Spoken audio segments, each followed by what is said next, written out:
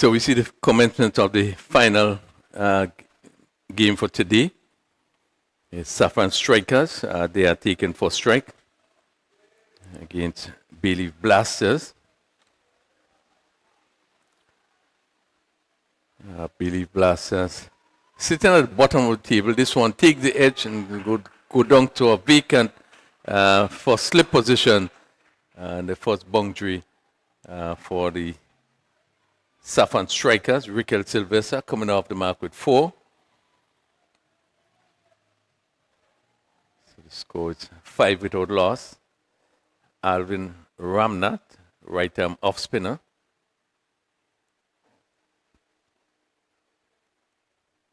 Driven straight.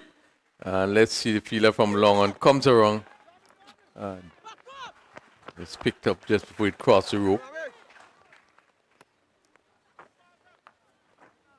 Sylvester.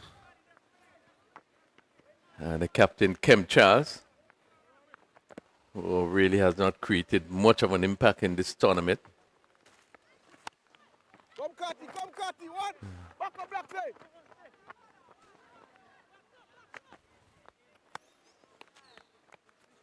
Conditions continue to be overcast, but really that has not take nothing away from the game. The way the wicket has played, and this one hit and goes over mid-wicket, and they're going to run very close to the boundary now, goes over the rope, and it's another boundary, and Kem Charles hitting this one over mid-wicket, just slanting down the leg side. Ramnath just throwing a bit.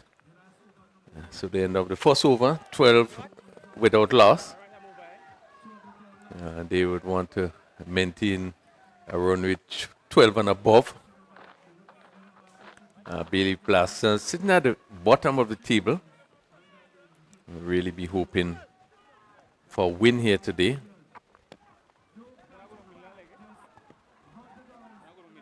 Bailey Blasters has already played 4 games. They won 1 and lost 3. So they're on 2 points.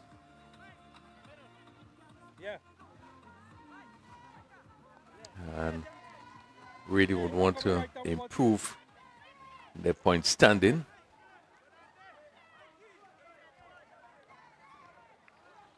So Dante Alexander pick it up from this broadcasting booth end or the southern end.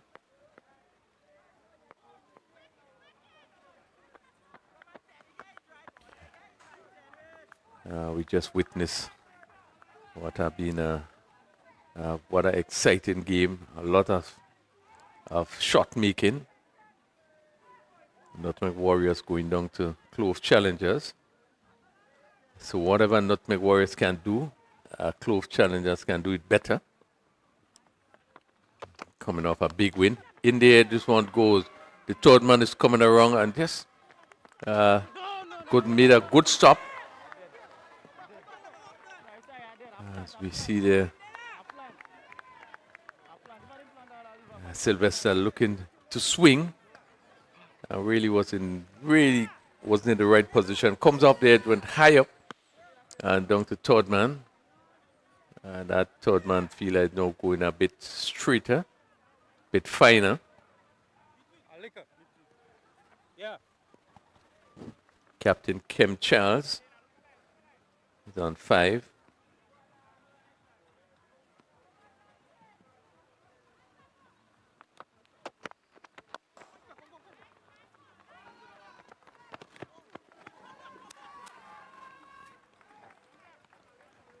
Picking up a single play down to mid-on.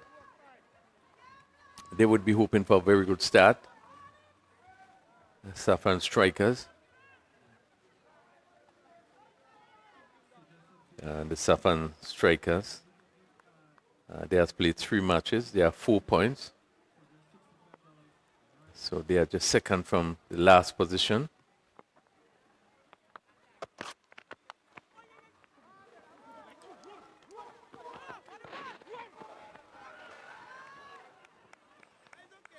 Again, no time in there, having to reach for that delivery. Maybe the umpires is going to check to see if that ball reach a boundary. Umpire Holas, who is in the presiding end or the southern end, is comfortable. So 2 more runs, 16 without loss. Sylvester is swinging and swinging well. This one going to go for the first. Let's see, first carry power hit. And ball pitched up, and he really swung into this one and hit it over long on. Good shot by Sylvester. He moves to 16, and that's a player that really haven't done much in the tournament so far. Great opportunity for him now to come good. Started well. 6 deliveries and has raced along to 16. Now he's in good touch now. Won't want to bring about his demise, but he would want to keep going from here. They've gotten a good start. 22 without loss, and just in over number 2.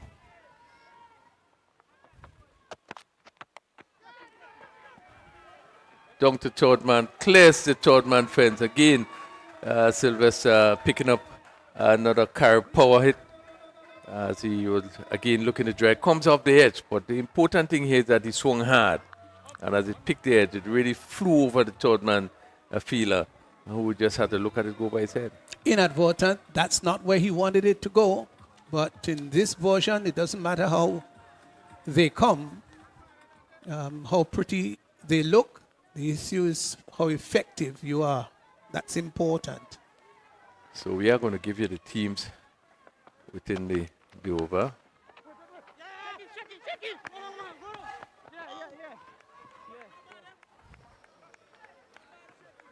So that completes another over.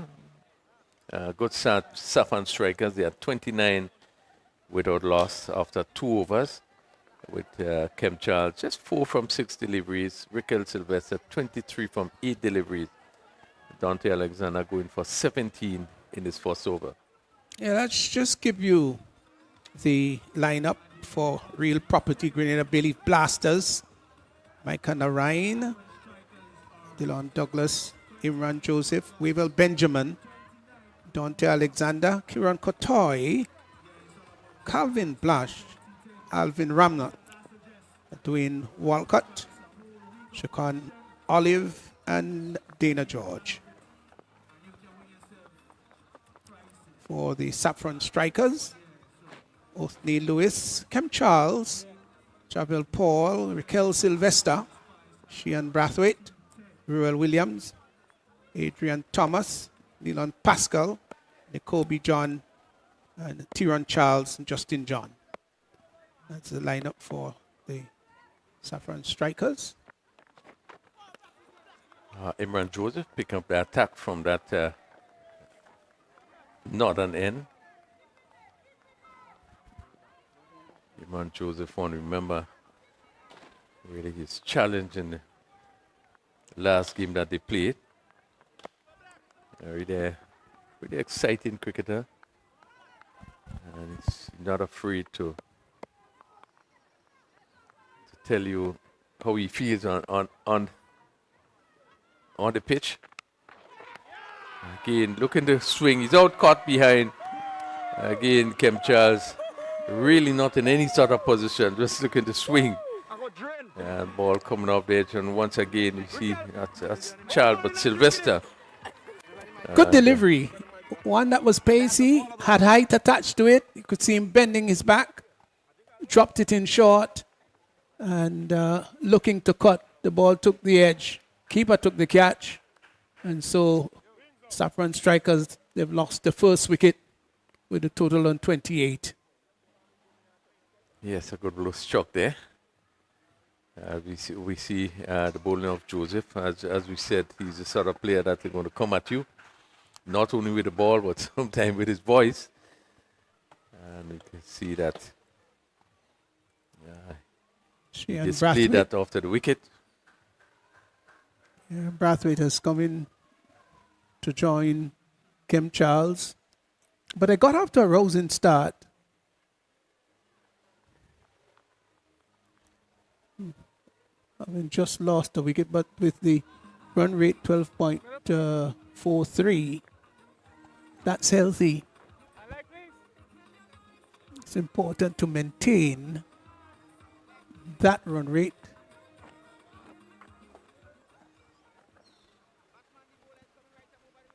Thank you. 29 for 1.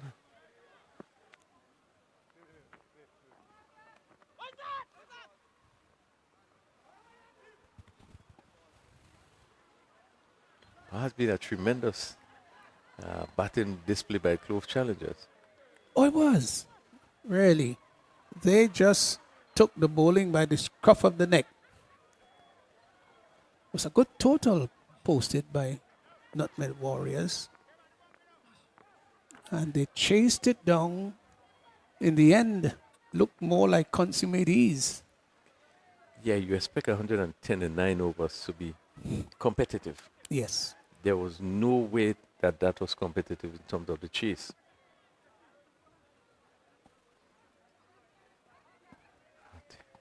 They made light work of that score with lifting ball there. And Benjamin were in some difficulty there.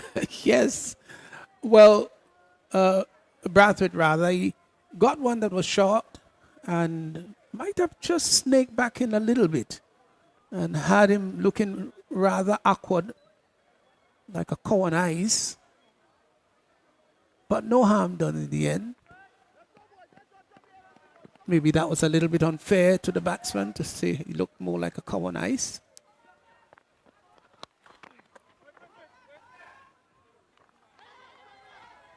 And this is a sort of player Joseph is, and he enjoys that when he can ruffle a batsman or he can do something that causes a batsman really to take evasive action. He followed up with another short delivery. And Yeah, so he has been into the pitch rather short with three of his deliveries. Let's see what this one is going to be like. That's going to be called 4 wide. Maybe got a bit carried away. So 5 in the end. It was dropped short. The keeper really went up. And maybe it really was a poor delivery. I say poor delivery because he should have been thinking the fact that he dropped the previous 3 short might have been advised to search for the Yorker now. yeah, he got carried away there and really ponged that one in, and keeper had no chance. Went high over the keeper head. Not a short delivery, and really given the right treatment there. Just checking to see whether it went over the ropes. Umpire has not signaled yet. Now he signaled 4. Not a short delivery. I know expertly played by Buffett. He wasn't roughly weighted and just steered it over backward point. Yes, went under it. It's called uppercut. And almost went for 6.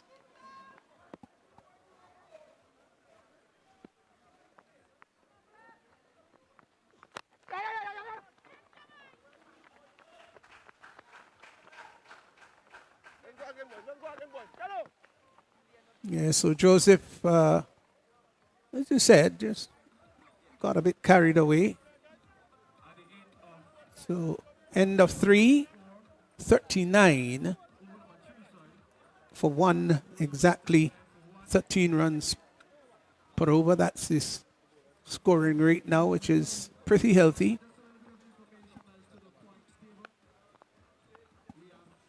Yeah, you would have expected Joseph to do a lot better after picking up that wicket very early, again with a short delivery. But I really think he got carried away and actually bowled everything short, with the exception of the last delivery. And I think probably that's part of the weakness in terms of his bowling.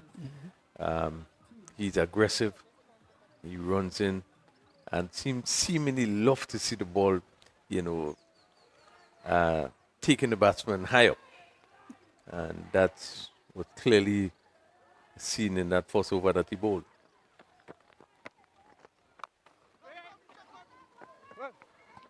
Blash. left arm orthodox.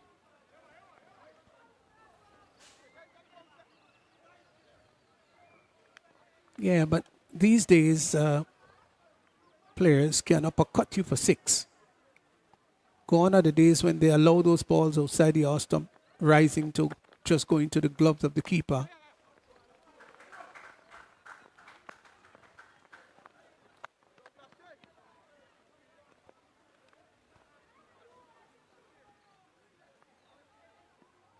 But these are two teams. These two teams are at the bottom of the table. And I think both of the teams will be looking for a win. Well, one of them will get a win today. There's no question about that. Bailey Still early Blast- days.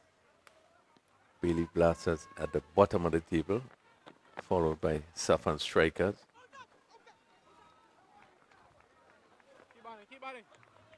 Come on. Kem Charles just seems to be struggling. Yes. Both Right. batsmen, in fact, 6 of 6.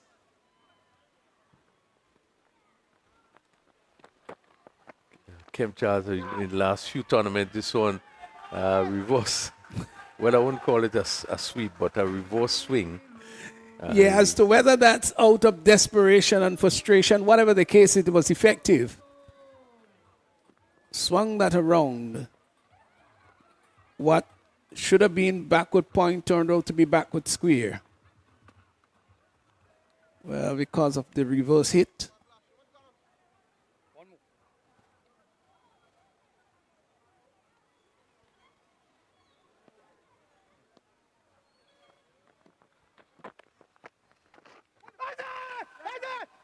He's out leg before. He and Charles looking to swing across, and his struggles continue. A hit in front, and umpire Holas had no hesitation. And Yes, putting he up was the- looking to hit that over mid wicket rather than maybe straight down the ground. Some players just need to understand it's not always about trying to hit across the line and trying to hit it into the leg side. You've got an entire field there, and it's either through the leg side or outside or straight. And too many players, I find at times, trying to use as much bottom hand as possible. Yes, you do get power in the bottom hand. Don't get me wrong. But your control is sometimes thwarted when you try to use too much bottom hand. So important that you lead with that top hand. So another wicket has fallen. Got to be careful not to fall away here. We're going as quickly as almost 14. They're now down to 11. Still a healthy scoring rate after 4 overs. 44 for 2. Yeah, I don't think anything it's too wrong with the scoring rate. The thing about it is the wickets. We have seen once again Kem Charles, the captain of Saffron Strikers, just not being able to get off. I think 10 probably would be his highest score that they made in the tournament so far. It really have been a struggle. He's one of the players really that had exceptional performance in this T10 tournament over the years. Adrian Thomas has come in to join him. Keeper.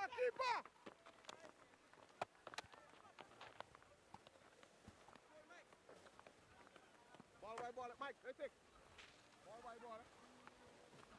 Ball. So this is the final match of the triple header.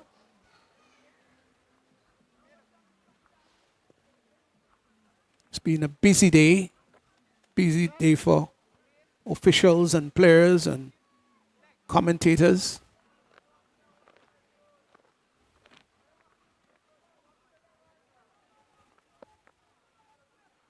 And an overcast day too.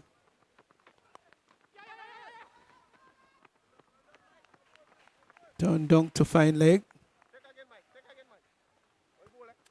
gets a single, just coming inside the line of the ball and turning it down to fine leg.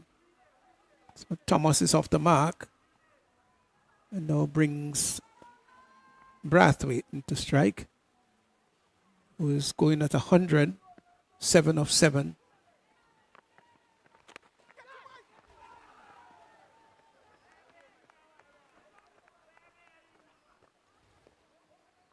I believe Blasters wouldn't be too worried about the singles. What they will want to avoid is the boundaries. And they have been picking up singles in this over. Narayan in his first over gone for three singles. Yeah, these two teams will have to do some soul searching. They're at the bottom of the table. A win for either of them would help them psychologically.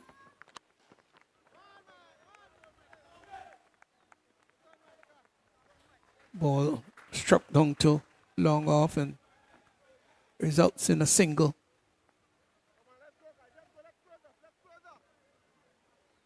So the run rate is dropping. It's been more singles achieved.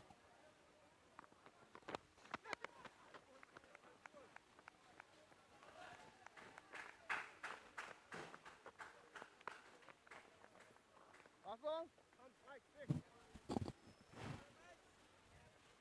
Again, just singles, 5 deliveries being bowled. Narayan bringing that last delivery right up. And Prophet having to come down on it.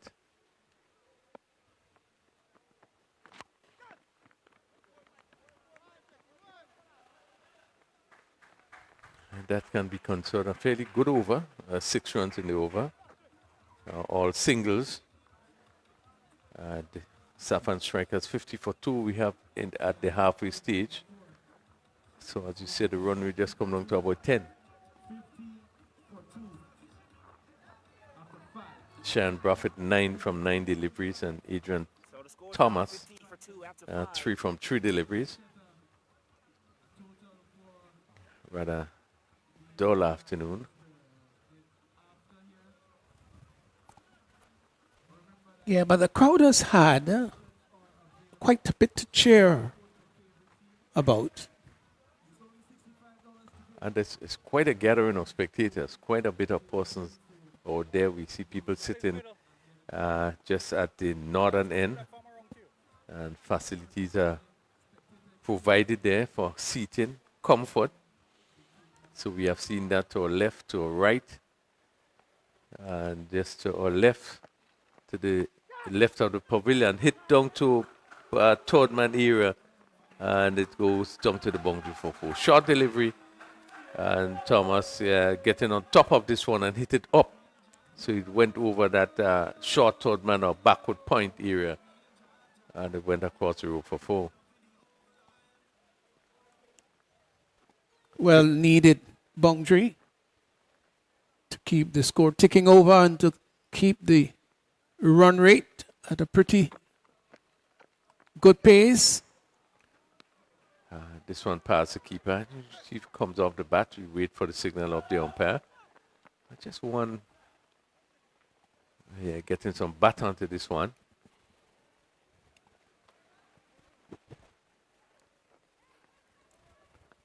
Prophet looking to pull. Quicker delivery. Just seemed to take in the outside edge. 55 for 2 over number 6. He's bowled him.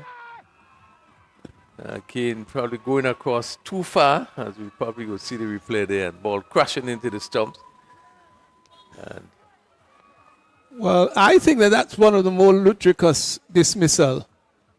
No, that is very embarrassing. And in fact, may have hit the middle and off stump. That ball was right on the stump, and he was looking to sweep the ball directly off the stump. Missed everything. And the bails were spattered. The middle and off stump interrupted. Looked ugly in the end. Do you, I haven't seen a dismissal like that in quite a while. do you think that he didn't realize where he was batting, or maybe His guard? His guard. Well, Yeah, I think his body was outside the off stump. way They could outside play that there. shot. Yes. Oh, what a dismissal. 53 for 3. We're in over number 6. Yeah, and Bailey Blasters really pulling their way back as wickets continue to fall. Saffron strikers. Javelson Paul comes in to join Thomas. And they've got some repairing to do here. And also a bit of acceleration too. It does take quite a bit of skill to do both of them. It would be interesting to see how Sandball negotiate the spin. Probably, he's better at the faster stuff. Spin is more of a challenge. It could be important to see his approach. Blash is very meticulous about his field placing. He wants to ensure that everybody is exactly where he wants them. He's done well so far. He's picked up 2 for 10.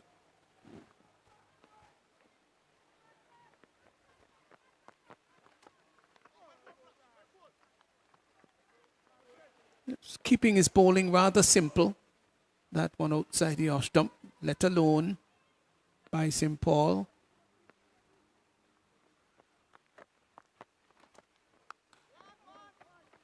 And this is what is necessary in this short version. Don't try to do too much, but just keep it simple and make sure you play each delivery. You focus on pitching and delivery line and length, and just keep it simple, basic. Keep it basic. Sometimes our players, particularly the bowlers, try to do too much and tend to stray the ball all over the place.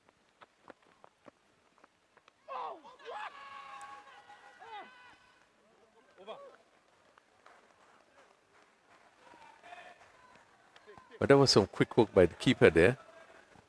Probably see what happened there. We will bench him, man. Yeah, just a appeal for a stumping. Batsman not out of his crease.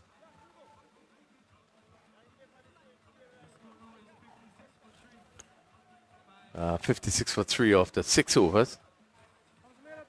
We just Saffron strikers just seem to be falling back a bit. It's down to 9.33. Projected score 93.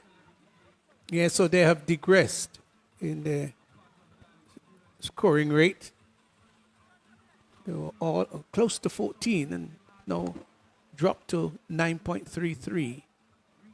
And with that sequence, the projected score would just be 93. They've got to think about going beyond that. This one goes down to third man. And, pick up a boundary there. And Yeah, full and wide, uncharacteristic from Micah Narayan. Sliced off the edge, down to third man 4. yeah, this is the way St. Paul play. That's why I think the faster stuff he feels more, he looks more comfortable. But he's one of the players, Saffron strikers would depend on for his batting.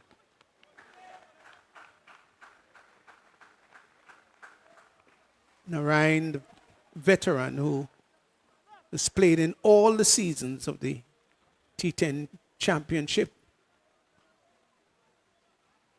and has given sterling leadership to his team over the years. Good cricketer, one who is passionate about his game and plays his game very hard. He's a thinking cricketer too. This one goes high. Let's see, clears the long on. Yes, it does. Just clears the long on feeler. Slow Yes. delivery. Tempted slow ball, but he got under it and lifted it high and handsome. Good shot there by Thomas and went over the long on boundary. Well played. They would need a few more like that to bring that scoring rate above that 10.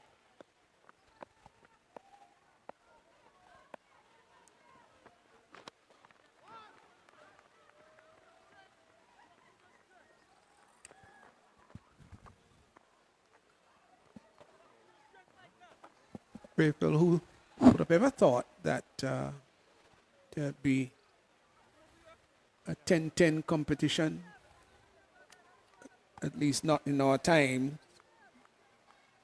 just would have sounded just too ridiculous. But the game has evolved quite remarkably over the years.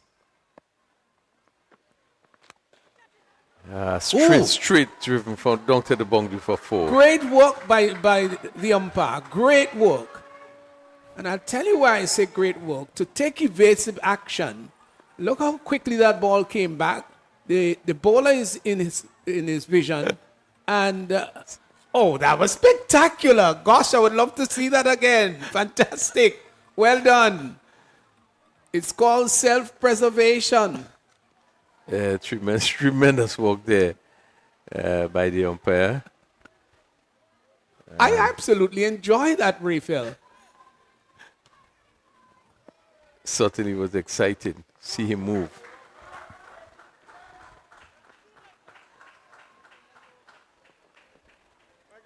Well, that alone would have given him maybe the play of the day. Well, you just swinging their arms over. He had to move very quickly. And you can see him probably thinking. Now, that tells you how important it is. Let's see if we can get this again. Struck back. Now, Ryan is taking evasive action. And this is spectacular. I absolutely love that. Love that. If you're an umpire, you've got to be alert as a monkey.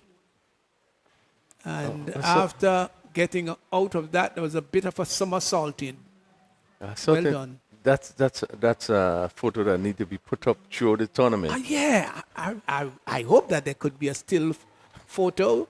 I'll ask our producer, Richie, whether he can turn that into a still photo. I absolutely love that. Play down to long on as they begin the 7th over, 73 for 3. Yeah, Raphael. So it also tells you how important it is. Not only fielders got to be fit, but your umpires got to be fit too. And an unfit umpire may have been in physical trouble. It was certainly. But he being a former fast bowler, he's from Caribou. So he still seemed to have some fitness in him. He had to move quickly and the somersault. Really, that was very exciting. Very good. Really very good. It's straight. Fine shot. Fine shot. Now he hit that hard. Just to the left of the mid-on fielder. And mind you, the fielder being back, but that was struck so hard, didn't have a chance to cut that off. Good striking there by Thomas. It's gone to 15 of 8. Lovely. Really lovely. And the run rate has gone back up to 10. It's 10 and 10.33 now.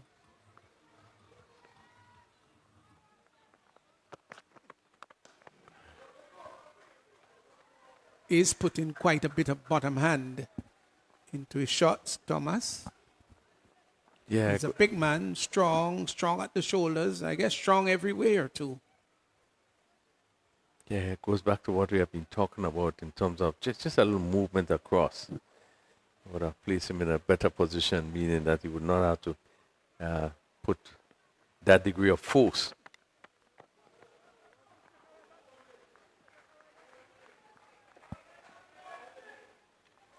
Yeah, Walcott in his first over.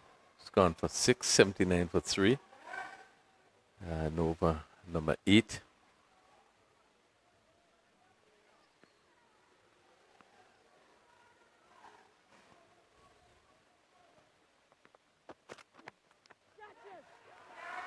Here's an appeal for caught behind, gone. Short delivery, stay there, spot at it. Ball took the outside edge. Catch taken. And so Saffron strikers, they've lost another one. St. Paul going. Good catch too. So Yeah. it's now 79 for 4. Yeah, good work by Benjamin, having to come forward. St. Paul not being able to get out, but again looking to hit this ball somewhere down the backward point, and he was able to extract some bungs there. Seemed to hit the coming off the top edge, and the keeper Benjamin not making mistake, but accepting that catch. 79 for 4, and you see that again. Saffron striker just seem to be sliding a bit, although the run rate is still up at 10.09. But would have lost, the top half of the batting. Yes. They must be thinking from here on, though, to, with 4 wickets gone, they've got 6 wickets still in the hutch. So they must be thinking not just of wicket preservation here, but of acceleration. That's important to push that total as far as possible in the remaining 2.1 overs. Yeah, they want to get up to the 3 figures mark.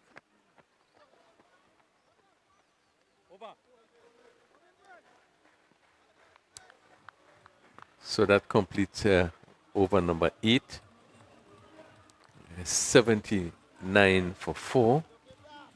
And batting is,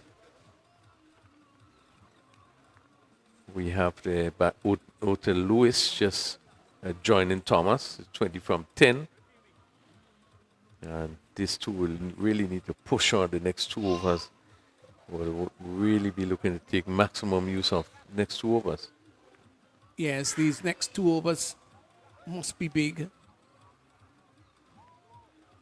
They won't want to be under 100 runs in this innings. They would want to get to that 3-figure mark. It's a psychological issue when the 3 figures are on the board rather than 98 or 99 or 97. And all of the difference may not be much, but to chase a target of 101 and in contrast a target of 99, which is just 3 runs different, but just the fact that it's triple figures, there's a psychological challenge involved. So Imran Joseph comes back for his second over. He went for 10 in his first over, picked up the wicket. Let's see whether or not he'll continue to bowl short. That has been a feature of his bowling style. Short. Well, I guess you would say that's his forte. So why not use it? And if he thinks that his opponent is not a good puller or hooker or a cutter, maybe he will persist in bowling back of a length or on the short side.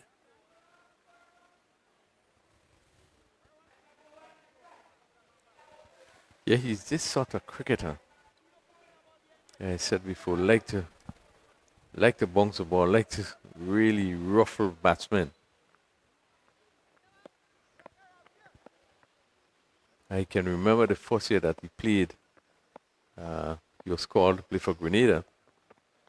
Nobody knew much about him. High into the air, the midfielder comes wrong and really struggled to get in any form of position. And the batsman picked up a run, and you could see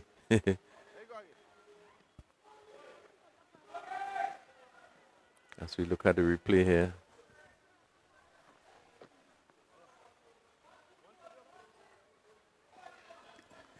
Yes, was all over, really was all over the place with his footwork. He was making a point there when he was selected to play for Grenada, and he came. He was not someone that had been playing before, only before. And I think the pace that he bowled at,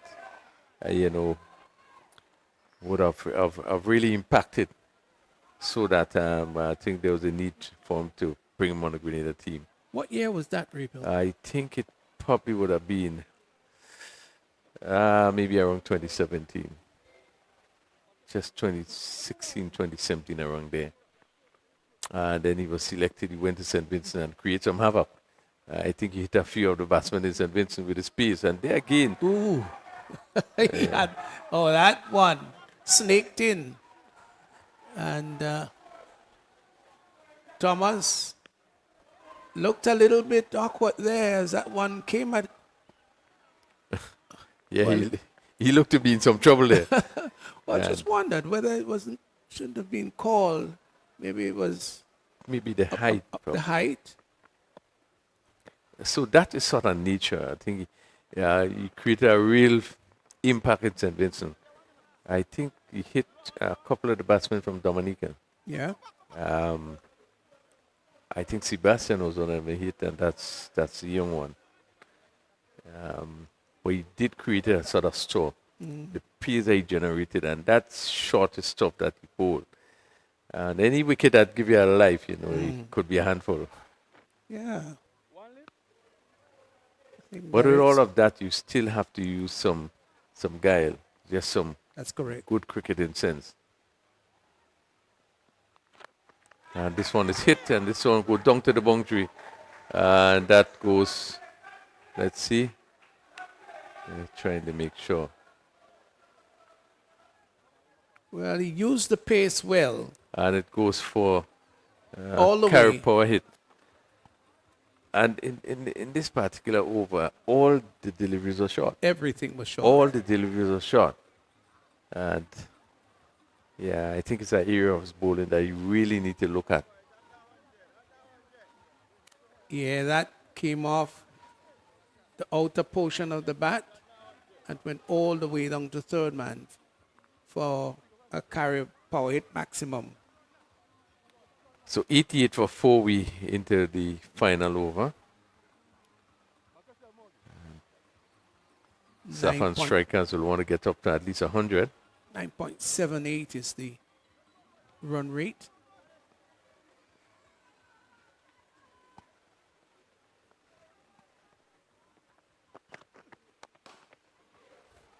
Took that from outside the off stump and tugged it down to Joseph there at long on. Got a single. They'll want more than that, though. But if you can judge based on what happened in the previous game, well, definitely think they probably would have wanted to get much more than 100. Yes. Swing. This one goes for the maximum. Carry power hit. Really a big hit there. As you could see, Lewis taking a few steps down and swinging that delivery. As Walcott probably tried to bowl a slow one there, but he picked it up well and really hit it a long way. Yes, and there was a little ball boy down there who was running after it. He has done that a few times already, waiting for those balls to come down there. And it might be amazing, maybe years later, you would hear about him fielding at backward square or deep mid wicket. You may never know. But you're right. This is how it started. Again, the ball hit down to mid wicket. They're going to pick up a single there. This is how it all starts. As you know, in Monjulu. Yes. when the big guys were playing, we were on the other side. That's We were correct. on the other side playing wind ball cricket and the big matches on the other side. And it didn't take us too long before we became a part of playing on the other side with the big guys. Yes, that main area there. Now, of course, the Manjulu Recreation Ground is one of the better grounds we've got in the region, in the parish. This one goes into there. The mid-on Joseph comes in and takes the catch there. Took it well in the end because he could have crashed with the other player coming in from wide long on. Yeah, kept steady. Ball was airborne for quite a long time. Good catch, really good catch. Kept his eyes on the ball. Stayed a long time in the air. And took a fine catch in the end. So we haven't seen Kotoy, Kieran Kotoy. We've seen that wide long on. Joseph was at long on. So another wicket for 96 for 5. Just 2 deliveries remaining. And I would think that the Billy Blasters will be pleased with the performance. Just having a Saffron strike at 96 with 2 deliveries to go. Yes, they pegged them back. And the run rate just 9.93. 2 deliveries to go. They could get up to the 100 mark, can't they?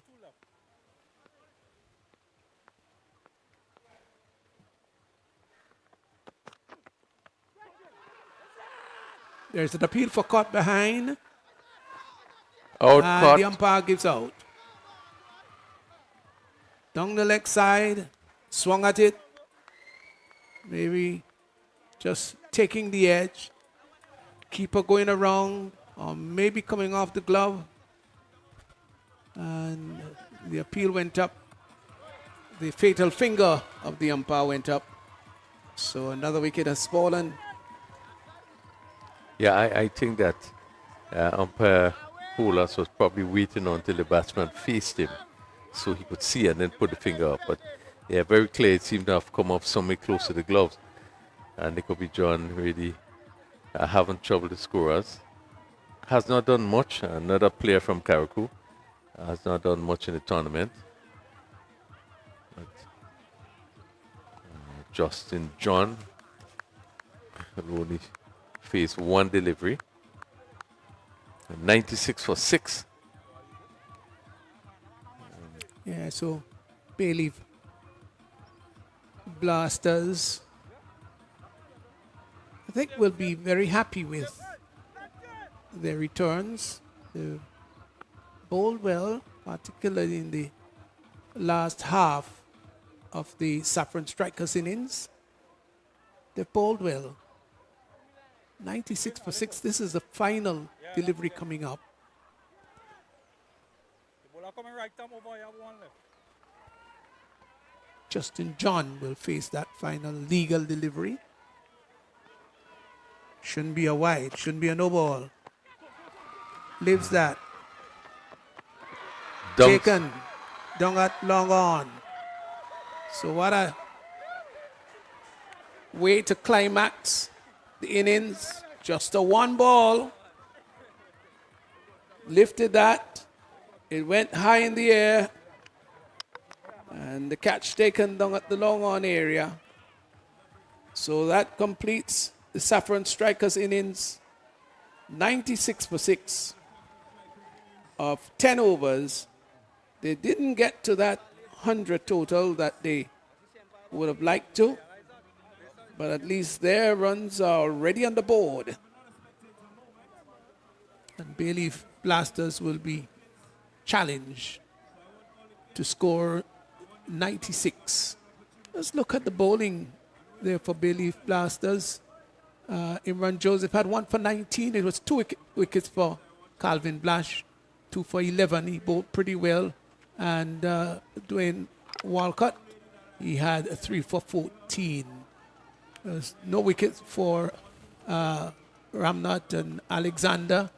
Also for Micah Narayan, who had none for 23 of 2. So with 10 overs bowled, 96 scored.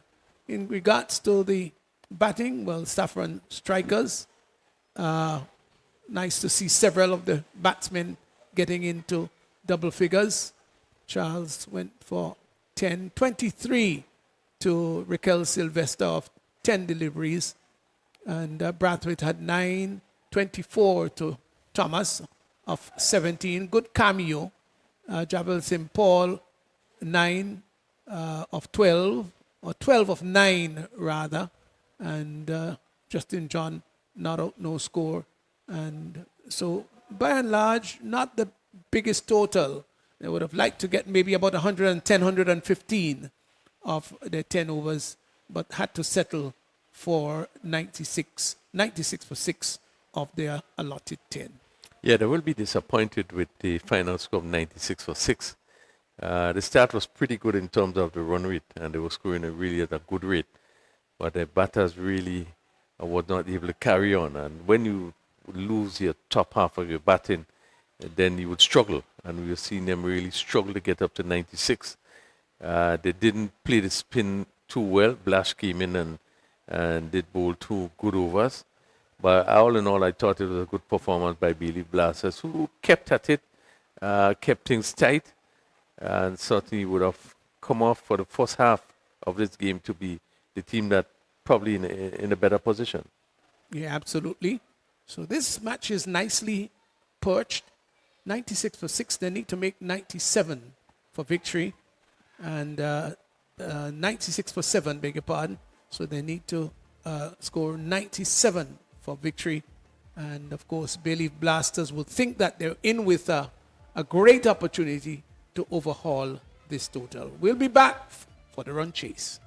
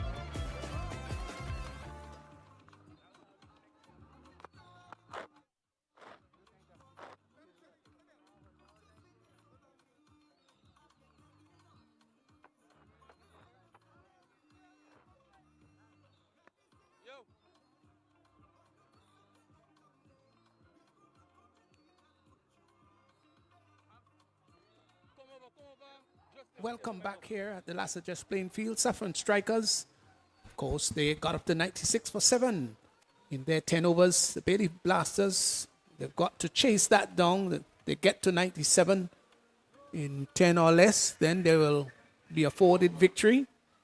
So both teams, of course, who are at the bottom of the table, so to speak, they have a good opportunity to at least showcase some winning effort here. And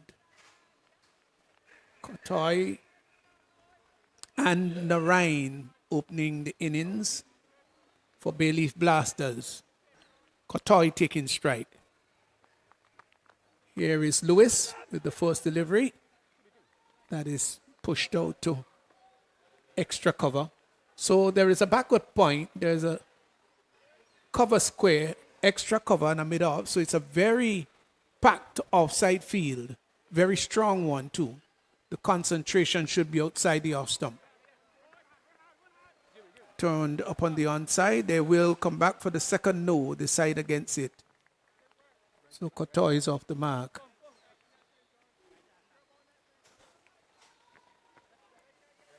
Got to be very careful. Very careful here. Lewis in bowling to his field, which has been very biased and strong offside field. Micah Narain will be taking strike. He can give the ball a thump. And does so with his first delivery. Ball goes down to third man. They will come back for the second. He's got to hurry. The return comes in and there is an appeal for a run out. I think he is in trouble. I think he's run out. Yes. Coming back for the second run, but I don't really think that Narain was as aggressive as he should have been with the first run. Now here is why I say so. Look at Kotoy, who had already almost completed the second run just in, and then Micah had to really scamper to get back for the second run. Well, again, too, it was a direct hit, so he really didn't have much of a chance. Probably he too wasn't even expecting a direct hit, but it was a good throw in from the third man boundary and found him just short of his ground. So unfortunate again for the captain, Micah, and it's a big wicket, it's a huge wicket. Everyone knows the fact that he is probably one of the mainstay. Well, of the I wish you would see this, because Micah Narain grounded way behind the non-striker's end, and that would have taken some time. Then having to turn and go back, Kotoy had already, almost completed when he had to run back to get the second run. I think that was poor running by Micah Narain. Nothing against that. Kotoy being the non-striker would probably take off before him, because he did have a swing and then he had to gather his momentum, and all of that may have contributed. They come back for a second run or overthrow. So it does look a little scrappy out there by both teams. But the return was a good one that ran out Micah. Yes, good, strong return from Dylan Pascal. Driven over the extra cover area. Won't go all the way, but they will come back for the second run. Good shot by Wavell Benjamin. Just hitting it over the infield. Wasn't powerfully struck, but got it in the general direction he wanted. Benjamin, of course, Pastor, he's indebted, indebted to the team. He hasn't really come off at all in any of the games so far. There's an appeal for leg before, given out. Leg before. He was looking to sweep that maybe somewhere in front of square. Cannoned into the pad. The appeal went up, and the fatal finger of the umpire also went up. And Bayleaf Blasters, they're in trouble here at 6 for 2 after 1 over. Yeah, well, they continue to struggle. Billy's back to, being one of the teams at the bottom of the table. It's as a result of this same reason. They have been losing wickets rather consistently and rather early, and most of the times haven't been able to recover. And having the chase now 90, and certainly would be a burden on them having lost Micah Narayan, the captain, only too. Yeah, he was plumb in front. No question about that. As soon as he was struck, the appeal went up rather vociferously. And the umpire obliged. So these two will have to do a serious repair job. Of course, Douglas and the Cotoy, two experienced players who would have been done that, represented the Windward Islands, and of course their own country. So, yeah, you're right. Couple of wickets going down in the first over. Something that we've seen happening consistently throughout the tournament. And today has been no exception, really. yes, and not the loss of one, but the loss of two. So it's, yeah. Cotoy will be taking strike. And this should be a fascinating duel between these two. Pascal, who has bowled well, he swung the ball. And Cotoy, who hasn't had the best of tournament so far. So here's Pascal from the far end to bowl to Cotoy. Short rising delivery that he gets inside the line too and turned it just behind square. Gets a single. We're in over number 2. So Bay Blasters not off to a good start.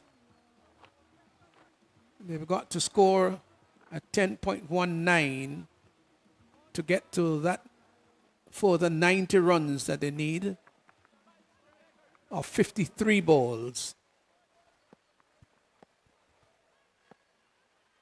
Pascal to Douglas.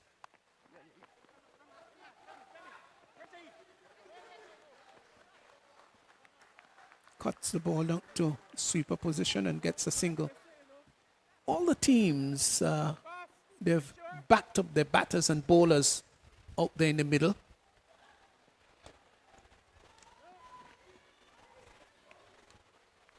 And the competition has been played with great fraternity, but it has not lost at all the aggressiveness and the passion to win.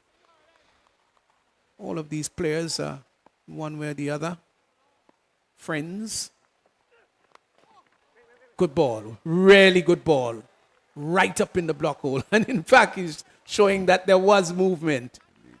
Cotoy swinging back into the left-handed batsman. Just managed to dig it out and push it up to mid-on. Well bowled, Pascal, using all his experience. One shorter in length. Pushed down to backward square. Charles comes off the boundary and sends a lobbing return to the keeper.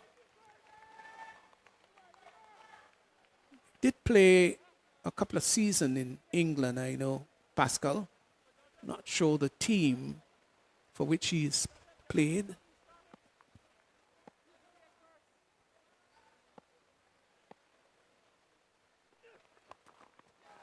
Gets inside the line, lives that down to the long leg area, and that's going to go all the way.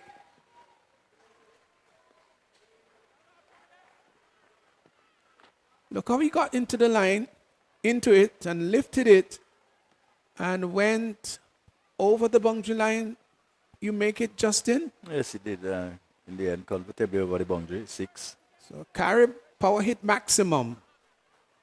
That was skillfully done. It really was. But they would need to do those things like that. The bowling is fairly tight. They would need to try to disrupt the line and the lengths of the bowlers. Good shot by Douglas. Trying to move inside the line and to tickle it down to fine leg. Didn't handle it all that well, but got a single. Got it perfectly on the first occasion, and this one probably just a little bit wide outside the off stump, therefore he couldn't get across and get right across enough to get behind and underneath it to play it away. But he did get 2 leg byes, and he takes the score to 16 for 2. 10 runs coming off Pascal's first over. 16 for 2. I haven't seen the celebrity team yet. Probably expecting to see one Stevenson Warm in that team. It's just one of those things you're not going to see at all, that's for sure. Because I'm not sure where you're going to put me. Not behind the stumps. My favorite extra cover position. Obviously, I would no longer fit there. So it's best to remain right where I am.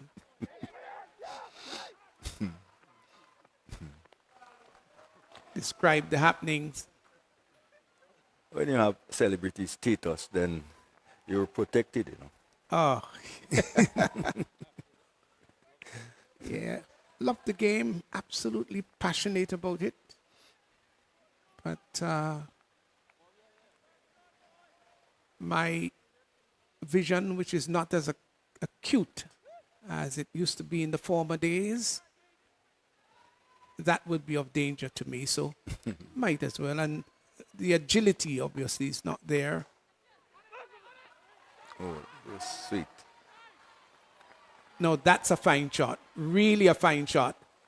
Just came forward, Kotoy, and drove it neatly. There wasn't a great deal of power, you know. The timing is what was so superb about it, and the placement.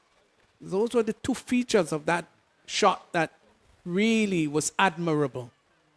Between the extra cover and mid-off. And it went there very quickly for 4. They call it just an extension of the forward defensive shot almost. Yes. And how important it is to time the ball. I'm sure that, of course, listeners have heard me again and again talk about the importance of timing. Wide signal by the umpire. Lewis trying to spear that into the leg stump, going too wide.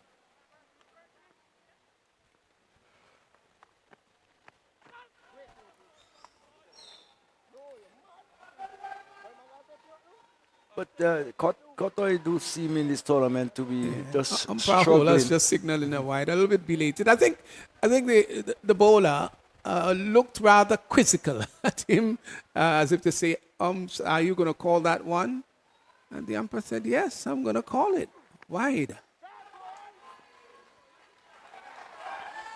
Fine shot. Down the ground. Carib power hit maximum. Lovely hit there by Kotoy. And he's timing the ball well, because that was not a big, huge swing of the bat. We just played through the line.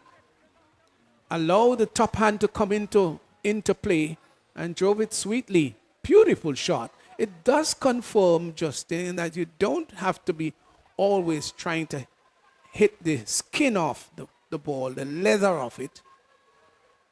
But just time it nice. And let the timing do the rest.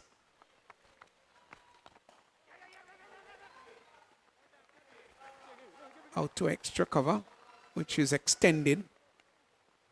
Got a single. We talk about timing, really. And of course, the world has seen so many great players who time the ball well.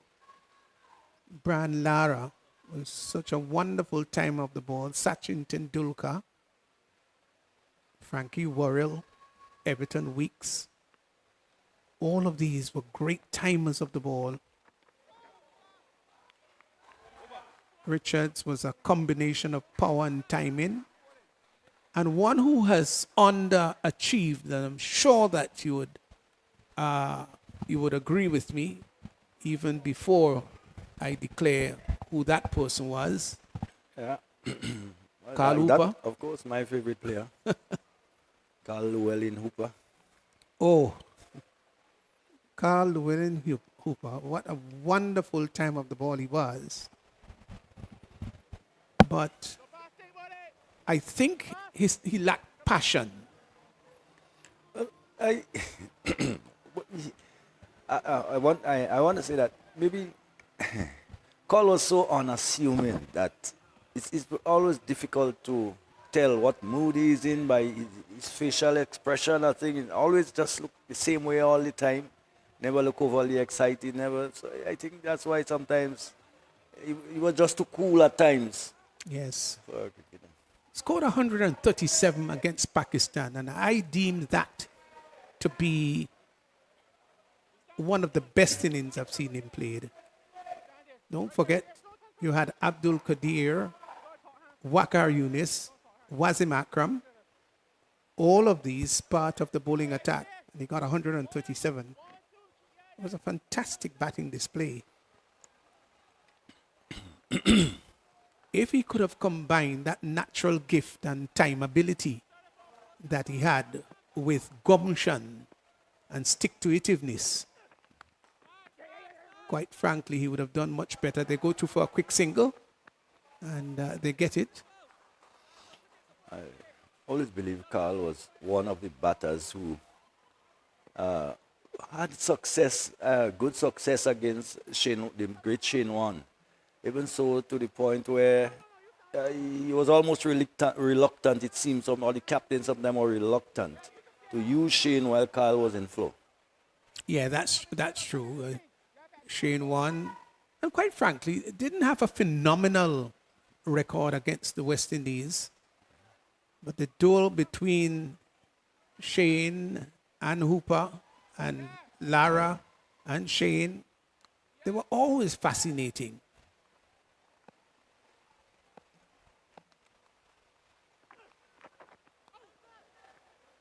Oh, we long to see this again. I'm not the only one saying that now. When I say that, I think I'm speaking for millions around the world. Yeah, those gripping contests. Memorable. You probably won't get them in a lifetime. With Waqar Yunis back then, with those big banana in swingers. And he did it with pace too. Yeah. Toe crushing Yorkers. And Wasim Akram, who had a little bit more variety because he could bend the ball back in, he can bowl Yorkers, he can bowl the bouncers. Ooh, what a find Pakistan had with these two that operated for years and brought many victories to that Asian team. That's going to go all the way down to the boundary for 4. Short delivery, wide signal by the umpire. Aggressive ball there by Pascal. And all of these fast bowlers have sought to bounce at the batsman as if to say, hey, take me on. He definitely dropped it short, too short. And the keeper had quite a task in jumping spectacularly, but wasn't able to get there. Just tells you how short it was. So easy it is too. And I think it goes with most things in life. How easy it is to remember those names of these years. How easy they come back.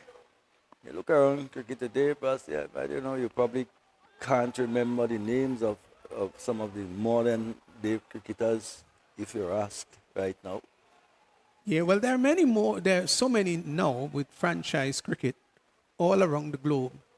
It's hard to catch up with some of these players.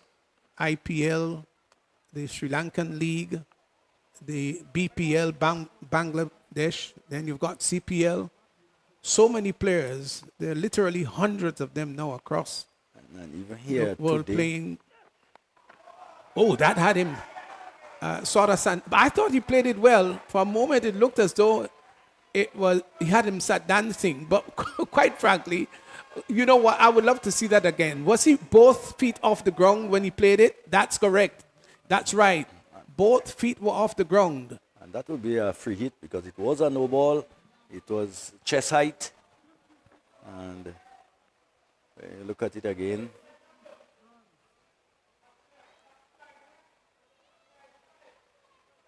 definitely. Yes, it was called a no ball. I'm sure that Pascal may have apologized. Don't think that that was intentional. But gosh, he really handled that so well. Kotoy. Another full toss. We got away with this one. Did he? And the outstretched arm of the umpire again, so it will be another free hit. Yeah, that's right. Didn't get away with it. Umpire's hand is still outstretched. Of course, I was making mention of even in this tournament here, we have players who were just part of the newest edition of West Indies cricket tournament. Of course, Bradford, the Barbadian. There is Johan Jeremiah. Yeah, If you always breakout. Yes, who featured in that tournament and who made a bit of a name for themselves too. Yeah, the opportunities are vast for these players around the region to showcase their skill. And whereas in the past you depended upon Test cricket and one-day internationals to make a living, it's not so these days. Ball struck down to the mid-wicket area, and that goes over the boundary for 4. So this has been an erratic over by Pascal. Just wonder if he's a bit upset. Is Pascal? Sometimes when you are upset, you can be a bit erratic. You've got to be always composed as a fast bowler, or you might be tempted to do a few erratic things. But I've gone rather quickly to 48 for 2. We're in over number 4. This seemed to be just slipping away. Looking for the scoop. Premeditated. So that completes the over. Some 4 overs gone. It's 48 for 2. And the run rate exactly 12 and over. They need 49 in 36. Well, yes, and really they have achieved that rate by not, as I said earlier, not looking to hit the skin of the ball, but by playing good, intelligent cricket shots. So it is really possible to build good totals by playing proper cricket for the most part. Proper cricket shots for the most part. Yeah, I think I like the approach of Kotoy in this innings. He's batted well. Mind you, he hasn't been in form. And if you play a tournament, Justin, there must be some point in that tournament when you've got to come good. Cannot, or should not rather, go through an entire tournament like this, where you've got so many opportunities to do well, even if you did not start well. And he is batting pretty well here. Kem Charles will prepare to bowl to Kiran Kotoy, who is 20 of 13.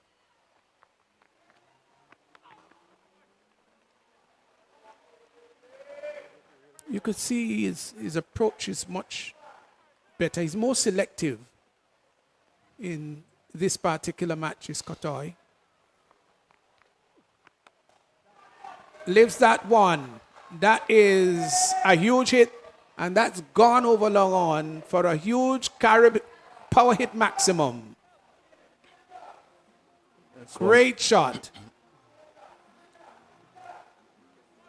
Saw that it was just in the slot, and there was a bit of bottom-handedness there, but lifted it cleanly. Over long on for 6. Fine shot by Kotoy. He's now gone to 26 of 15.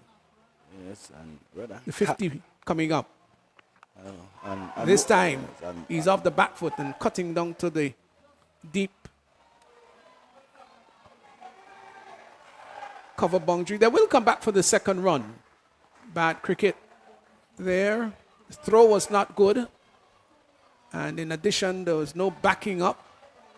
So Kotoy was able to come back for the second. He's motoring on now. 28 of 16.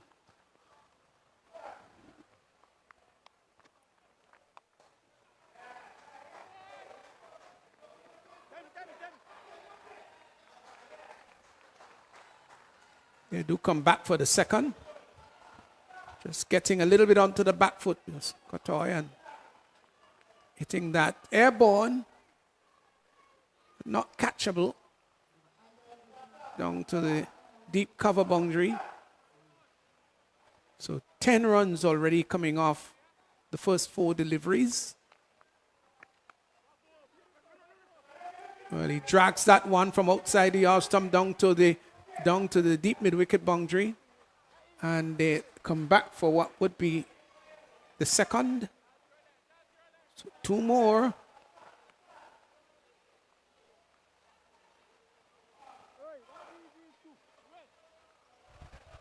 This time he fetched it from outside the off stump and tugged it down to deep mid-wicket.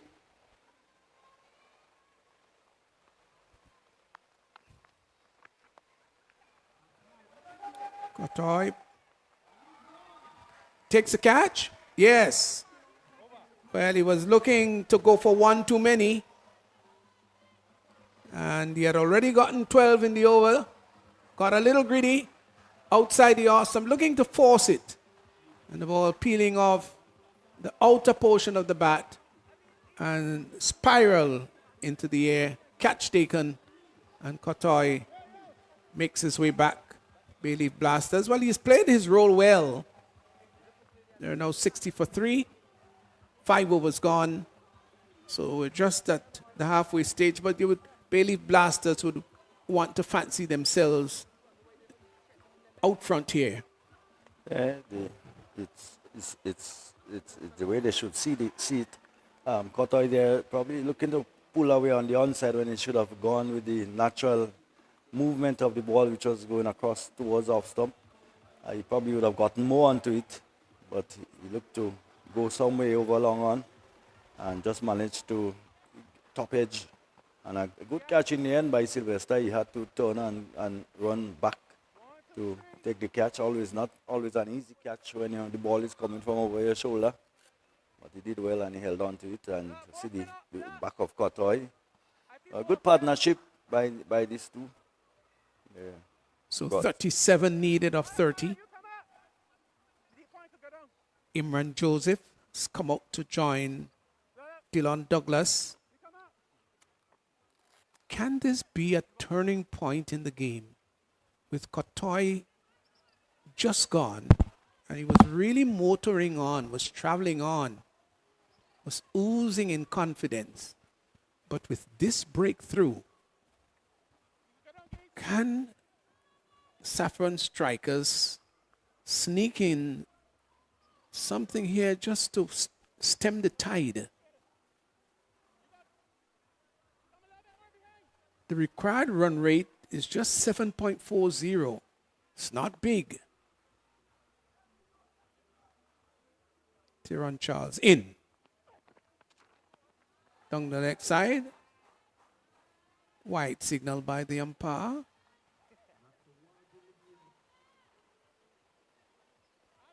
And when you've got a game that is this tight, you, as a bowler, you don't want to in any way bowl no balls and wides. Got to be so careful, very disciplined.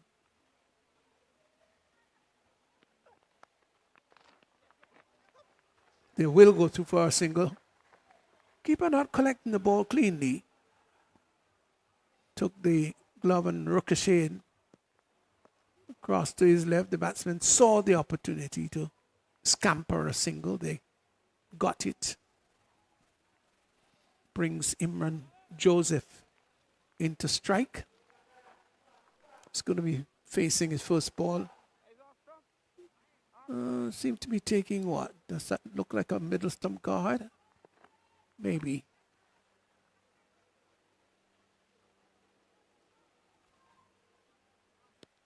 So here's Charles to bowl to Joseph, facing for the first time. And he spangs that through the cover area. Goes all the way, has it? Must have gone over the boundary line. Did it? No. So they get 2.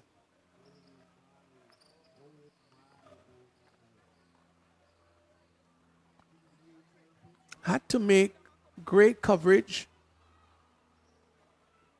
Pulled it back just inside, then went onto the rope. Might have pulled a bit of a hamstring there. Physio is going to go check him out. But I think that the contact with the rope may have just interfered with his rhythm. And that may have brought about a bit of an injury.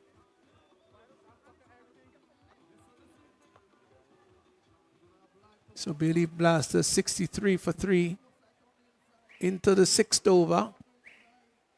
Douglas is 15 of 10. Imran Joseph just 1 of 1.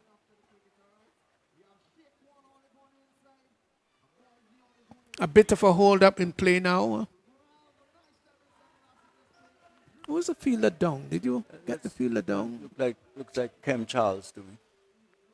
Yeah, but he's been attended to now. Off the field.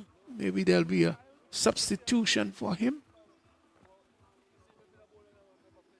He pull up rather quickly and having to stretch to complete the save. It was a good save in the end.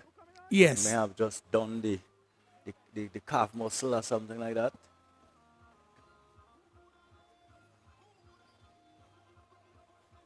So they're going to resume over number 6.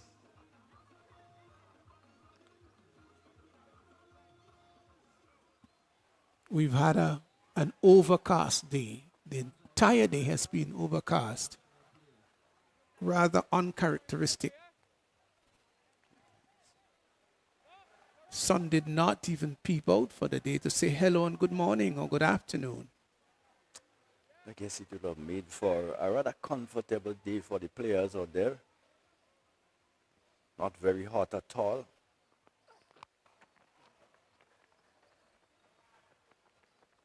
Clip down to long leg and they get a single. But this is the month of May and the rainy season is fast approaching. There are evidences of the rainy season. The pui trees, some of them have already begun to blossom. They've got this vivid yellow flowers that tend to bloom around the late May period. And they get a single. No, rain beetles, I don't know if you've heard them as yet, Justin. I have heard a couple of them. You hear them, the beetles, singing merrily. Those are little indications. And a bit of spring in the earth, indications that the rainy season is on the way or close by. Uppercuts that one and goes all the way for 6. Carry power hit maximum, short, onto the back foot he was, and lifted it over that third man area, squarish third man, and it went all the way for 6. Fine shot. Yes, it looked like almost like which tennis player you can say forehand down the line. Yeah, and it's a good shot. Got it all the way for 6. And but it do raise my awareness too about the insect. The rate. Ooh, that was a nasty one. It really climbed and reared at him and had to pull the bottom hand away. Douglas is struck. Yeah, and it snaked back. It jacked back into the right-handed batsman, felt the pain. He winced and grimaced. That was an aggressive delivery. These youngsters, these bowlers, they love to come at you, and especially if you hit them, sometimes they would want to come and hit you.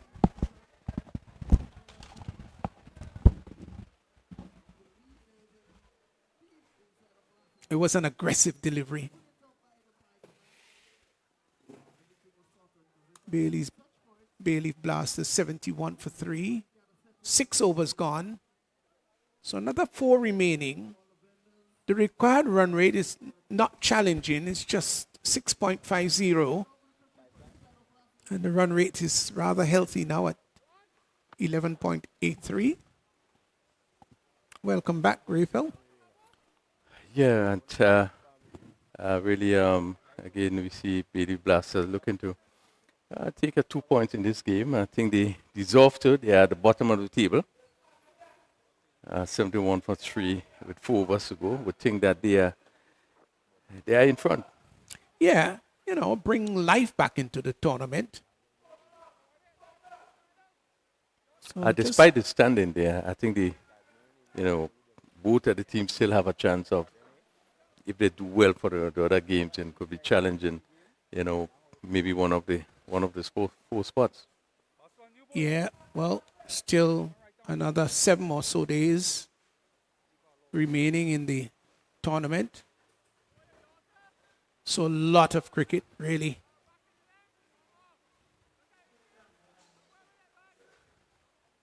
So Bailey Blasters on course to win this one.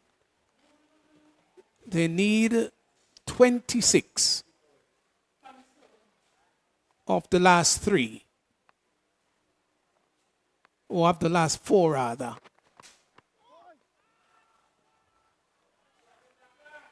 Imran Joseph, 2 of 2. 2 of 3 now, I think.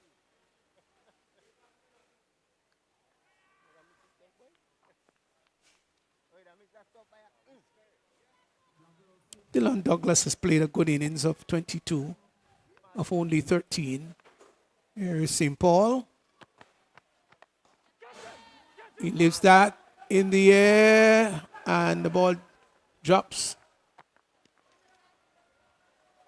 down to long on. They get a single. Just wondered whether there could not have been a better effort there. Yeah, you can see the disappointment from St. Paul. Their slow delivery.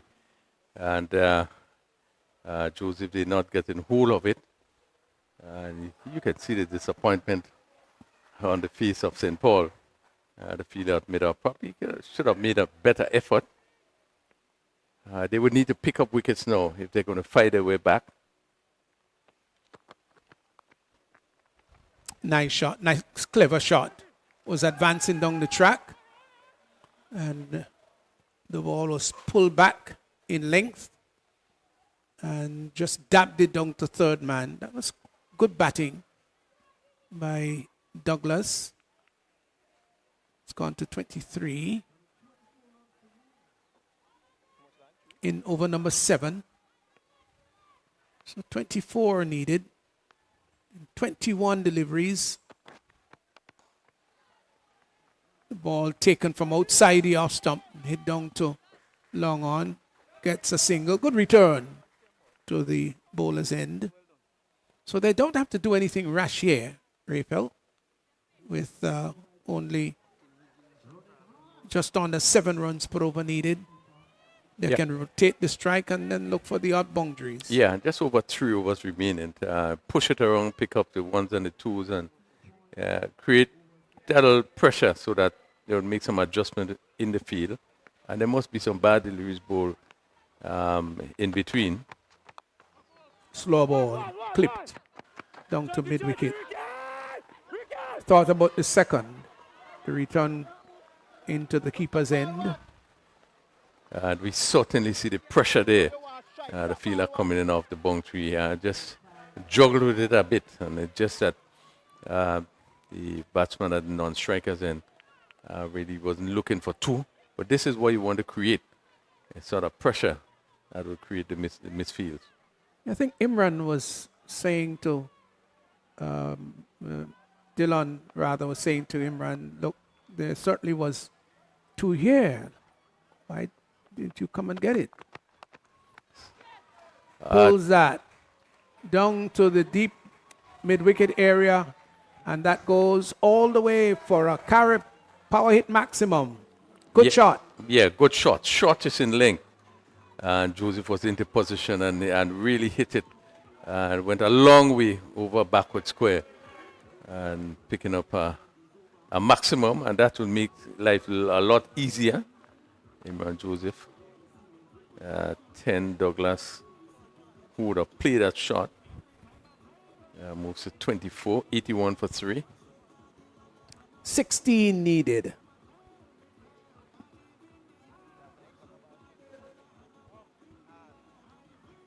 Certainly in the driver's seat. Bailey Blasters. Really looking to add to the tally. Just 2 points. But it's going to move up a bit after this encounter. So Dylan Douglas 20, is on 24, and he has so far faced 15 deliveries and had 1 for 2 sixes. Imran Joseph already had 1 6. Wait.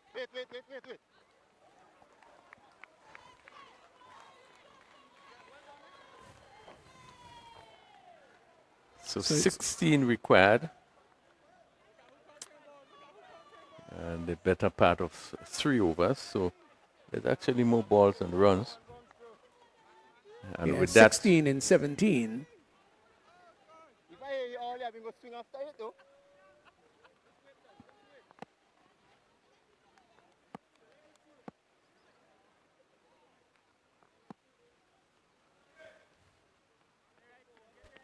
Yeah, he's missed this run up there. It's T1 Charles will go back. It's been a long day. Started this morning. It's been a triple header. This is the final of the 3 matches being played today. despite the condition, we are happy to have all games played. Swung down to mid-wicket. Let's see the fielder coming off the boundary. Just a single.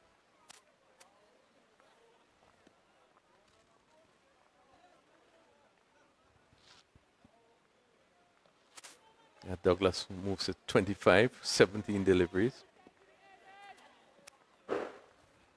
And the exciting Imran Joseph, whether it's with bat or ball. You're sure right, he is. He is with bat this time. And swung. Where does this go? Down to mid-wicket. And the fielder coming forward and taking the catch. And yes, Joseph going there, not being able, looking to clear that mid-wicket boundary. And we look like St. Paul coming in there, unless he takes a good catch. And Bailey Blasters has lost their 4th wicket. Yeah, it was not the best of delivery, mind you, but it was a good catch in the end. So Bailey Blasters losing another wicket. It's now 83 for 4 in over number 8. Yeah, it was not the best full delivery, but I think the angle made it difficult. If he didn't come off the middle of the bat, it would be really difficult. You know, one could have maybe placed that full toss nicely somewhere down the backward square and pick up a 4. But Joseph looking for the big one. So 83 for 4. And Alexander, who played a breezy inning yesterday, he got 20 odd not out. We want to do something similar today. With 4 wickets down and better known for his bowling. So what we have seen in Bailey Blasters, we have seen Imran Joseph just out with 3 wickets down, and he's obviously known for his bowling. And likewise Alexander. It just tells you something about the depth of the batting that Bailey Blasters possesses. That's something they'll want to look at maybe at the end of the season to strengthen that batting lineup. You need strong batting in this version of the game.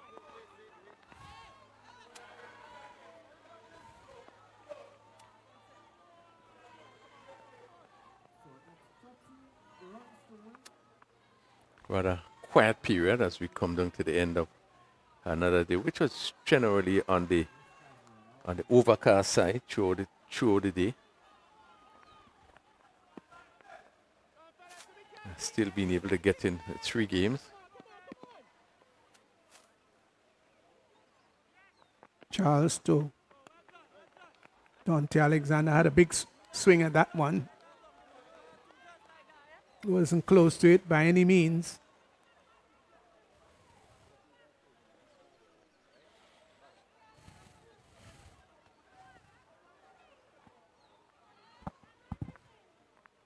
So just a bit on the bowling. Hotel Lewis again opened the bowling. He had 2 overs, picked up 1 for 20. Pascal 2 overs and none for 28. A bit on the expensive side, Pascal in this game.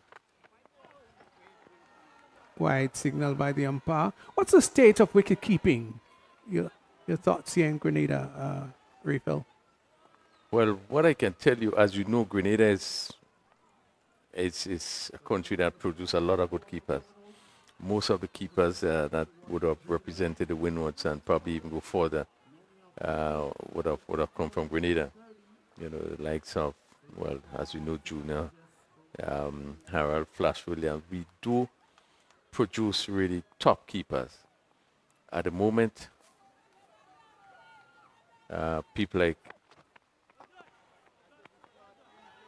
like Dennis, who would have played for Volcanoes not too long ago. In regards to keepers, we have Samuel Charles as one of the top keepers who would have represented Grenada. In terms of the youth, it can't just come to mind who was up with the under-19 team, but seemingly don't seem to have the volume of keepers that we once had. And maybe when I say keepers at a high level. Yes. Ball narrowly missing the bails as Alexander, who has already faced 3 balls, but hasn't been able to get bat and ball really. So we just 1 delivery from the completion of the 8 overs. One would expect Bailey Blasters to really go ahead and pull off victory here. Saffron strikers. But this one is lifted over cover, and they're going to drop 1 bounce and then goes over the rope for 4. Good shot by Alexander. Ball pitched up and over pitch and really give it the full treatment and hitting it over cover. Had he not bat onto it to get it there over cover for 4, but again the shot you would have love to see him getting closer to the delivery. And probably if he did that, probably would have hit it for 6. Yeah, just got the front foot out of the way and opened the face of the bat slightly and got it over extra cover. It was a good shot.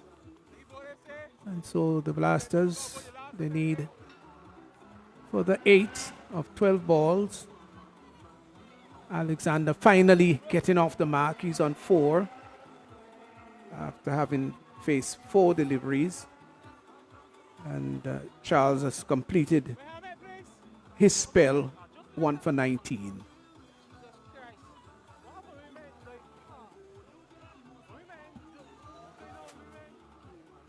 So it's 89 for 4. 8 overs completed. Terran Charles 1 for 19 and 2 overs. Kem Charles also picked up 1 for 12. 1 over.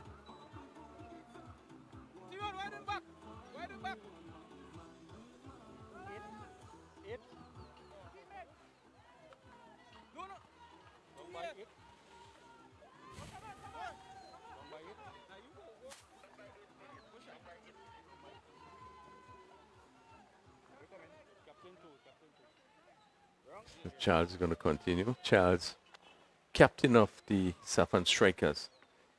You know, as we said before, Stevenson, we haven't seen him excel in this game as we normally do. Just bowl a lot of guile, as off spinner, and we have seen him even with the bat made some significant contribution. This is short and hit down to cover. Ball is stopped there. Doesn't have much of a run-up, though. Just a couple of steps. Yeah, and tend to favor trying to bring the batsman wide. Play down to cover and goes across the rope for 4. Again, Alexander has shown that he do possesses some ability, reach for it, and more or less steered it down to cover, just to the left of the cover fielder, and he pick up another boundary. Yeah, so he scored a couple of boundaries in his innings. His innings of 8 has been 2 boundaries, 2 fours. This one goes down to mid-wicket. Let's see. Fielder at mid-wicket comes around and really didn't seem to get his hands to it. And the batsman picking up a single there. Yeah, dragging it from outside the off stump. So 2 runs needed. And Of fielder 9 there. deliveries.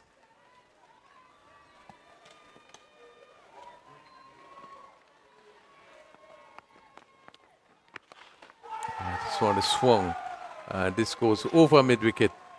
And that completes the game being hit for a carry power hit maximum, which take Bailey Blasters to the second win, 101 for the loss of 4 wickets, and rather at the end winning convincingly. Yes, I'm sure that the Bailey Blasters, players, management would be very happy. They have won this by 6 wickets, and certainly having had a rather dry performance so far in the tournament, to come up with this win is a fitting and important one for them. So they've won this game by 6 wickets, and they deserve to win it too. They played the better cricket, and they can go home this evening rather proud and rather happy with a victory under the belt. Saffron Strikers will think that, well, they've got to go back to the drawing board and see what they've done wrong and how they can rectify those errors and hope for better performances in the oncoming days. Yeah, so they would have joined Saffron Strikers. So let's just quickly look at the bowling Saffron strikers. A wicket for Othniel Lewis, 1 for 20 of 2. And Kem Charles had 1 for 25 of 1.3.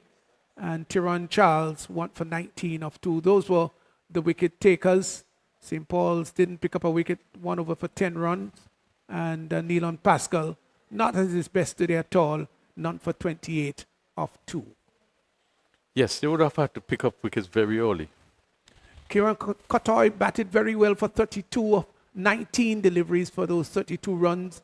Also, Dylan Douglas not out 32 of 19. So both of them had the same strike rate and batted very well. Imran Joseph chipped in with 10 of 7. And a target which was really not a huge one was chased down quite successfully. So in the end, 102 for 4, and Bailey's Blasters, they winning this one and winning comfortably indeed. So we see both players, Winod Islands players, would have done well in Douglas and Kotai, scoring 32 runs each. And this is what you will come to expect, that these players who would have reached this level, you would see them progress in tournaments like this. So strikers 96 for 7. Bailey's Blasters 102 for 4. Blasters winning this game by 6 wickets. Yeah, at the end they actually won really comfortable. This put Bailey Blasters now on 4 points.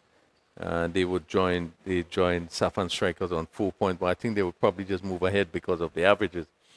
But again, not the tight competitive game that we expect, but certainly it's a game, where we would have seen, some of the top players coming forth. As I said, both with Bailey Blasters, the 2 batters who would have get on the 32.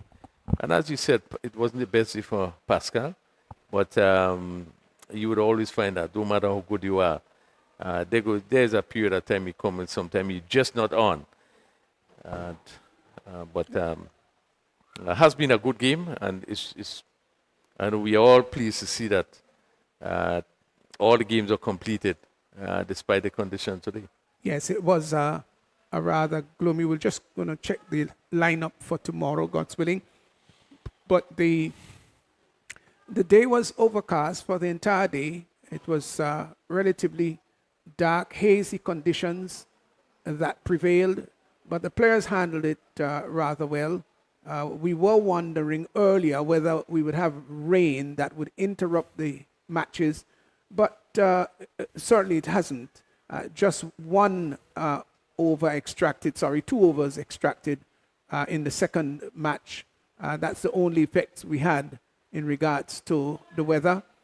By and large, the ground staff, they've done a great job in ensuring that the ground remains in very good condition. And so for the rest of the tournament, still, we're just about the halfway stage. So still many more matches to go. And the pitches, I dare say, have held up very, very well indeed.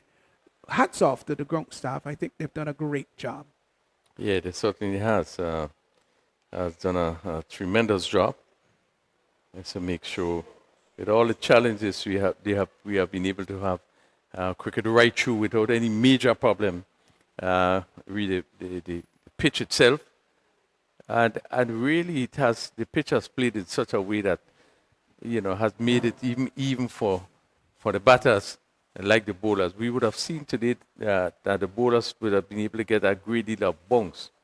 A couple of deliveries did go over the keeper head, went down to the boundary, but it tells you how even the wicket is, and certainly goes for good cricket. Yeah, so we've got a post-match ceremony, and I think Ronald John is ready for us. So let's go over to Ronald. Just before, not quite, but it's not quite ready. Just before we go over, just to let you know, just trying to give you an indication of what happens tomorrow.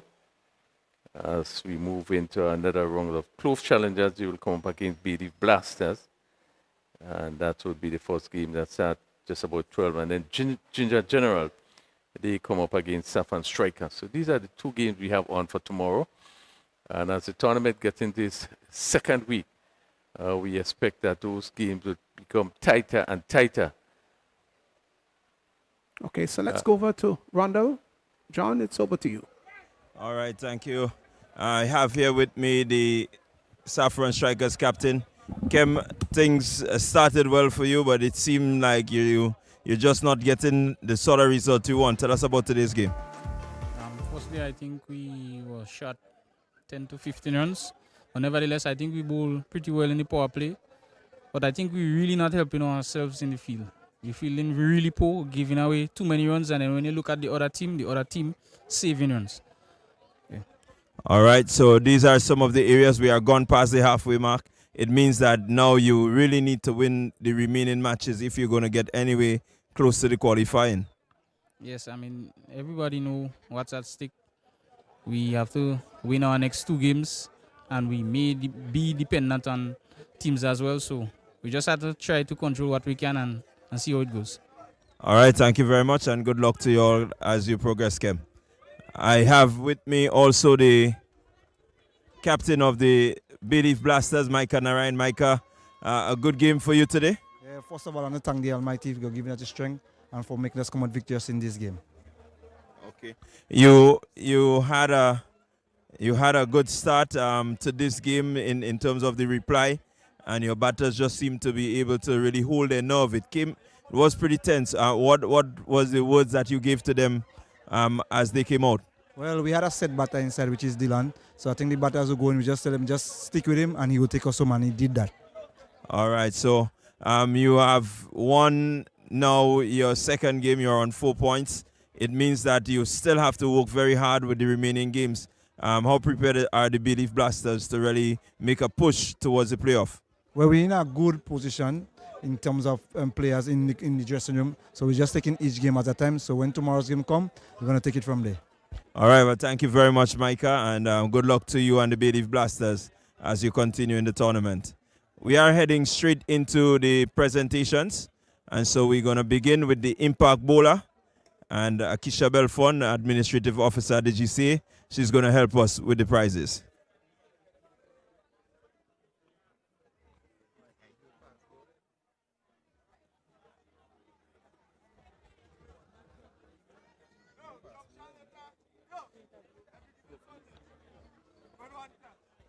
Okay, Dougie, don't go too far. You seem to be liking the conditions outside. Yeah, definitely. I thinking just bat as long as possible and carry it deep, and I will bring it home. All right, so you seem to be getting in amongst the runs. Tell us about the mindset in terms of how you calculate your innings. The way I've been out in the past couple of games, I went back to the drawing board and decided I got to bat as long as possible. And once I stay there as long as possible, I know what I can do.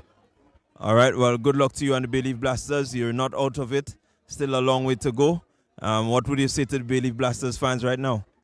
We're not giving up. We come in hard from here, and every game is a finals. We're trying to win everything, so we're coming hard at each team from here. All right, thank you very much, Dylan. And we're going to be moving to the Impact Bowler. And that person is none other than Dwayne Walcott.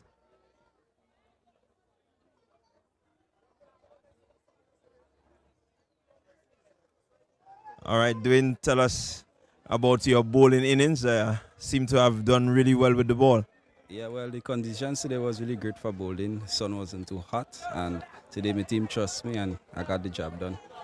All right, you saw what the Saffron Strikers had to offer in terms of the strike batters. You were able to really restrict them well. What is it in terms of mindset did you really apply? Well, basically I trust myself. I'm a type of strategic bowler, and I just backed myself today, and my team was behind me, and I got it done. All right, thank you very much, Dwayne. And you're also the man of the match, and so we're going to present